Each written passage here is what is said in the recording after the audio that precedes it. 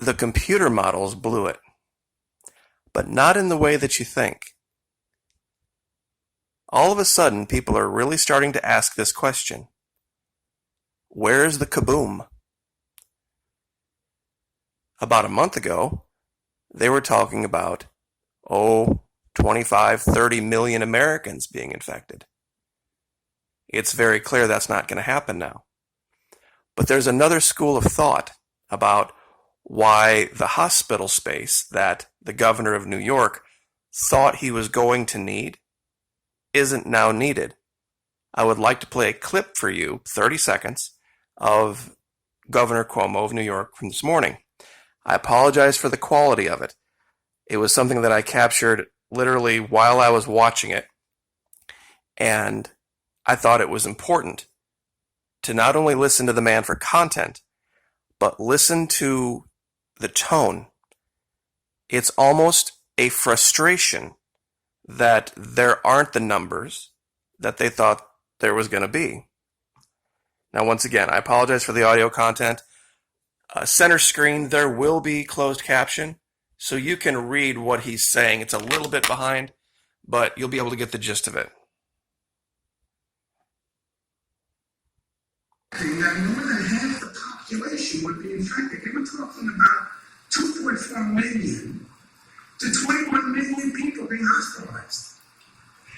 We only have 925,000 beds in the United States of America.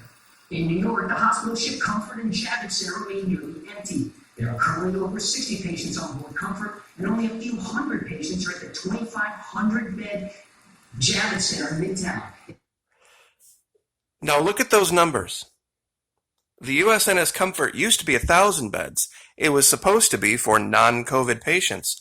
So few showed up that they had to convert it. And because of the distance and spaces you need for COVID patients, they had to cut it down to 500 beds. But they only needed 64. The huge Javits Center, 2,500 beds, only 250 are needed. And of the 1,000 beds in LA, aboard the Mercy, only 15. What happened? Well, a lot of people would go right to, well, you see, it was not nearly as bad as they thought it was. I agree, that's part of it. But there's another aspect of this that I think is a result of the media itself. Some time ago, there was a series, Stargate. And unless you were familiar with it, you wouldn't probably know what I'm going to be talking about. Those of you who are will understand what Shalkek Nemron means. You see, here's the thing. All of these reports of people having to FaceTime on a nurse's phone goodbye to their loved ones, that's having a much, much bigger effect than I think they bargained for. People aren't going to the hospital because they will be damned if they die in some cold, foreign environment, everyone covered head to toe in plastic, away from their loved ones. Shalkek Nemron means I die free. Now it's of course in this mythical language of the Jaffa in the series. They are held prisoner by the evil Goa'uld, and they are fighting for their freedom, and they would rather die than go back to living as slaves.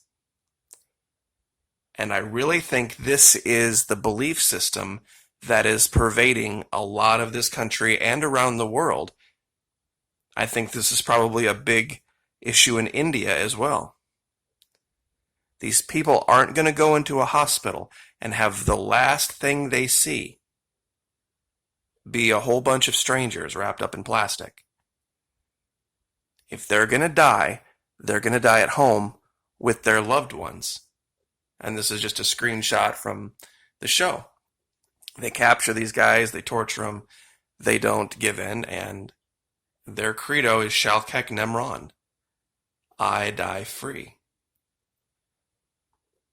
Now, just as an aside, one of the interesting things about Stargate that everybody missed, it went on for 14 seasons, and there was a couple of other spin-offs, Stargate Atlantis, Stargate Universe. This show, unlike all other science fiction shows, didn't use women as eye candy. I mean, they did, but the women characters of Stargate drove the storyline. They weren't just there to be looked at. They literally were so integral to the progression that big names, really big names, started to do cameos. Morena Baccarin is one. And usually these kind of sci-fi series don't get the really big names. But a lot of fairly big names made appearances on Stargate. Because it was very, very well done. It wasn't hard to believe how they laid it out. That we were so far behind, so backward, and then we found a technology buried, strangely enough, in Antarctica that put us onto a galactic playing field where we were the small fish in the big pond. And we had to play catch up. But there was still a very real quality to it. Something that everyone could relate to. Something I wish I had brought up for this video now that I talk about it. If you go back to The Walking Dead Season 1, not any of the seasons after that, just Season 1, that thing that made people zombies wasn't this thing that created these super aggressive, leprosy-like things that were walking along with literally body parts falling off. Season 1, the sickness was a flu-like thing. The people were walking around and it looked like they had pneumonia. In fact, one of the scenes was a mother comes back to her, she recognizes her own home, and her husband and son are boarded up inside. And she goes and she literally rings the doorbell and knocks on the door. They've got it boarded up and they're trying to stay quiet inside so that they don't attract attention. But, you know, it's not your classic zombie. The first season of Walking Dead, I really thought was going to go along the lines of Jericho. Those of you who know what I'm talking about, the series from way back about the nuclear bombs. And then they went totally stupid with the whole zombie thing. But the point is that I really think this is something the models could never have ever predicted. That as much as you can have a government go full hoo-ah tyranny and say, you must social distance, and you must stay away from people. Oh, people be like, oh yeah, really? If I get sick, I'm going to die here with my loved ones. And my loved ones are fine with that. And if anybody gets sick, we will take care of them. But we're not going to have the last thing we see is them getting wheeled through some electric doors, swinging doors in some emergency room, and have that be the last time we see them alive. That ain't going to happen. I don't care how sick they get. And I'm almost there myself, to be very truthful. If I had a loved one that was getting more and more and more and more ill that way, and it was looking like it was going to be bad, I would have to really do some time down on my knees before I let them die alone away from their loved ones. What a horrible, horrible way to die. Surrounded by strange people you've never met before, head to toe in plastic, and saying goodbye over FaceTime. I can't think of a worse hell. I really can't. I mean, who would do that? Who would do that, especially if it was a child? Can you imagine? No way. I mean, you might be different. You may be able to do that to your loved one or to your children or to your grandma or grandpa or whoever, but I couldn't do it. I couldn't do it. There'd be no way. They would keep me away. So I know everyone's going to have a very different take on this, but